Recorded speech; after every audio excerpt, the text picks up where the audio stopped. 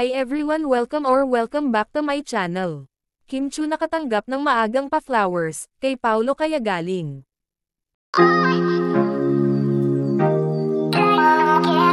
Pinusuan ng Lady in Red OOTD ni Kim Chu na parang papunta na siya sa kanyang kadate sa Valentine's Day.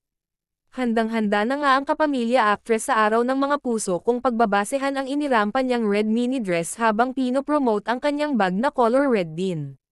May dala-dala rin siyang bouquet of flowers habang naglalakad. Nakadagdag din sa appeal ni Kim ang suot niyang high heels. Love is in the air, and Valentine's Day is just around the corner. Bunnies, it's time to treat yourself or surprise someone special with the cutest bags, say ni Kim sa caption ng kanyang latest Instagram post. Sa comment section ay binahan ng papuri ang living Barbie doll na ganda ni Kim. Beautiful lady in red. Maganda yung bag at grabe naman ang ganda ni Kimi. So pretty and sexy. You're so Barbie doll. Kimi fabulous in red. OMG. You are stunning in red.